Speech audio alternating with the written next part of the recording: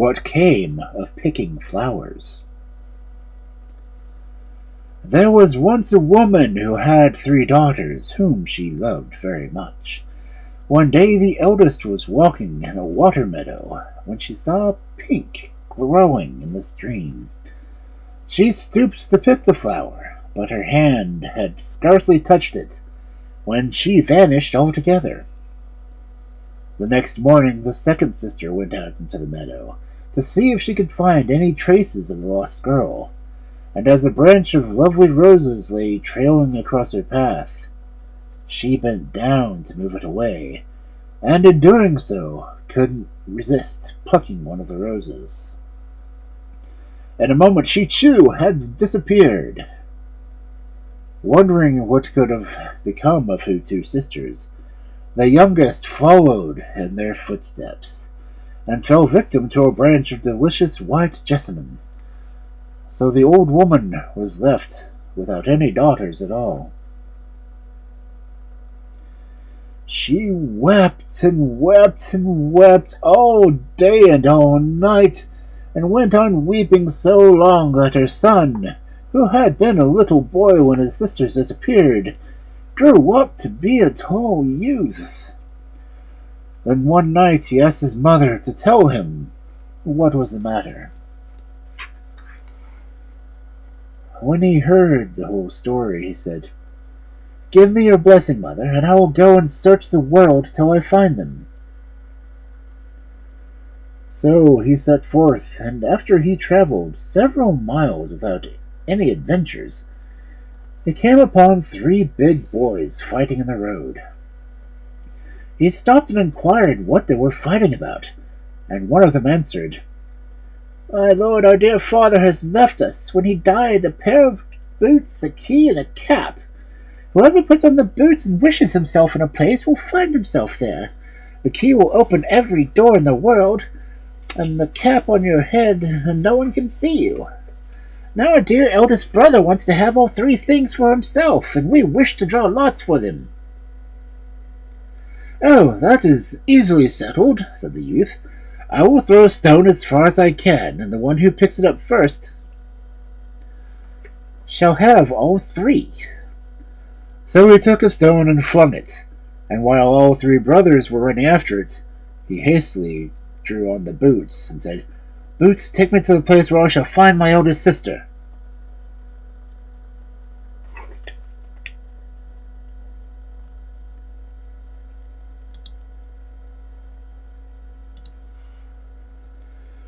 The next morning the young man was standing on a steep mountain before the gates of a strong castle, guarded by bolts and bars and iron chains.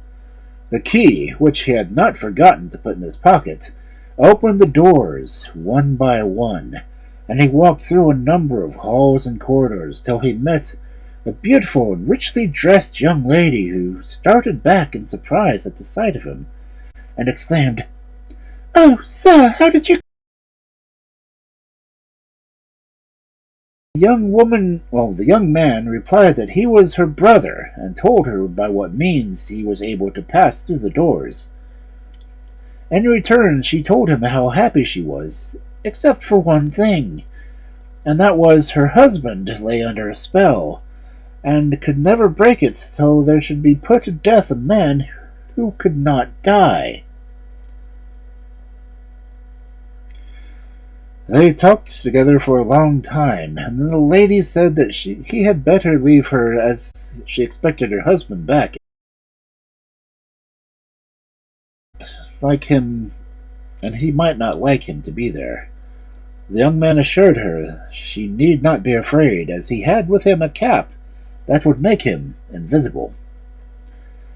They were still deep in conversation when the door suddenly opened, and a bird flew in. But he saw nothing unusual, for at the noise the youth put on his cap.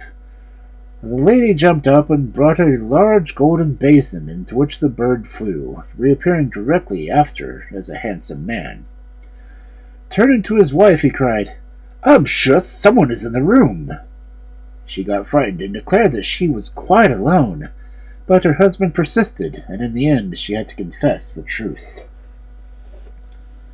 "But if he is really your brother, why did you hide him?" he asked.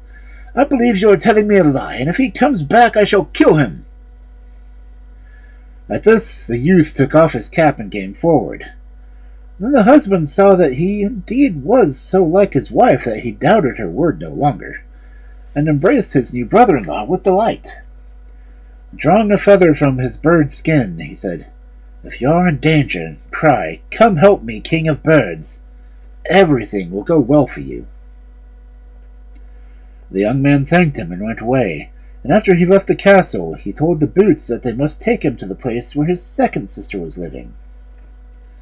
As before, he found himself at the gates of a huge castle, and within was his second sister, very happy with her husband, who loved her deeply, but longing for the moment when he should be set free from the spell that kept him half his life of fish.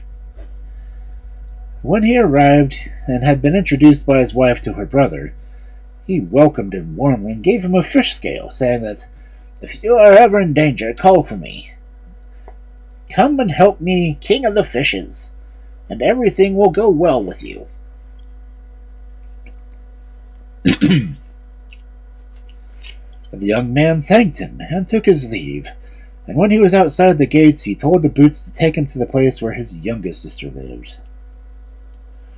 The Boots carried him to a dark cavern with steps of iron leading up into it. Inside she sat, weeping and sobbing, as she had done nothing else the whole time she had been there. The poor girl was very thin. When she saw a man standing before her, she sprang to her feet and exclaimed, "Oh, whisper whoever you are! Save me and take me from this horrible place!" Then he told her who he was, and how he had seen her sisters, whose happiness was spoilt by the spell under which both their husbands lay, and she, in turn, related her story. She had been carried off in the water meadow by a horrible monster who wanted to make her marry him by force, and had kept her a prisoner all these years because she would not submit to his will. Every day he came to beg her to consent to his wishes, and to remind her that there was no hope of her being set free, as he was the most constant man in the world. Besides that, he could never die. At these words the youth remembered his two enchanted brother-in-laws, and advised his sister to promise to marry the old man, if he would tell her why he could never die. Suddenly everything began to tremble as if it was shaken by a whirlwind, and an old man entered, flinging himself at the feet of the girl, and he said, "Are you still determined never to marry me? If so, you will have to sit there weeping till the end of the world, for I shall always be faithful to my wish to marry you." "Oh, I will marry you," she said, "if you will tell me why that you can never die." The old man burst into peals of laughter. "You are thinking how you would be able to kill me. Well, to do that you would have to find an iron casket which lies at the bottom of the sea and has a white dove inside. Then you would have to find the egg which the dove laid and bring it here and dash it against my head." And again he laughed with a certainty that no one had ever got down to the bottom of the sea, and if they did, they would never find the casket, and never be able to open it. When he could speak once more, he said, "Now you will be obliged to marry me, as you know my secret." But she begged so hard that the wedding night be put off for 3 days that he consented, and went away rejoicing at his victory. When he disappeared, the brother took off the cap which had kept him invisible all this time, and told his sister not to lose heart, as he hoped in 3 days she would be free. Then he drew on his boots and wished himself at the seashore, and there he was directly. And drawing out the fish scale, he cried, "Come and help me, king of the fishes!" and his brother-in-law swam up and asked what he could do. The young man related the story, and when he had finished, his listener summoned all the fishes into his presence. At last to arrive was a little sardine who apologized for being late, but she had hurt herself by knocking her head against an iron casket that lay at the bottom of the sea. The king ordered several of the largest and strongest of his subjects to take the little sardine as a guide, and bring him the iron casket. They soon returned with the box placed on their backs and laid it down before him. Then the youth produced the key and said, "Key, open that box!" And the key opened it. And though they were all crowding around, ready to catch it, the white dove within flew away. It was useless to go after it, for the moment the young man's heart sank. The next minute, however, he remembered that he still had his feather, and drew it out, crying, "Come to me, King of the Birds!" And a rushing noise was heard, and the King of the Birds perched on his shoulder, and asked what he could do to help him.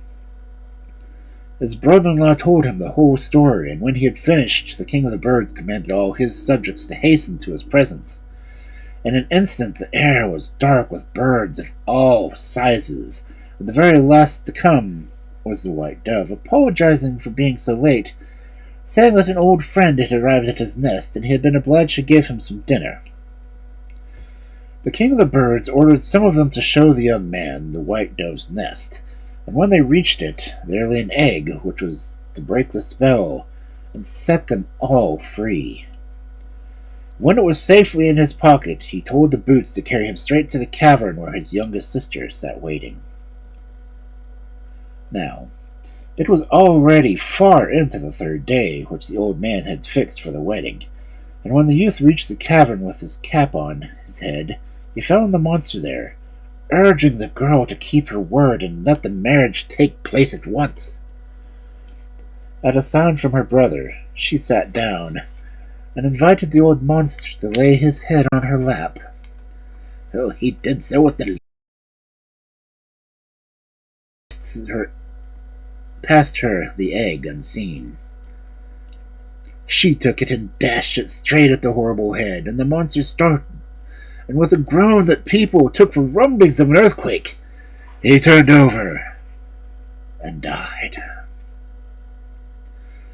As the breath went out of his body, the husbands of the two eldest daughters resumed their proper shapes, and sending for their mother-in-law, whose sorrow was so unexpectedly turned to joy, they had a great feast, and the youngest sister was rich to the end of her days with the treasures they had found in the cave that had been collected by the monster.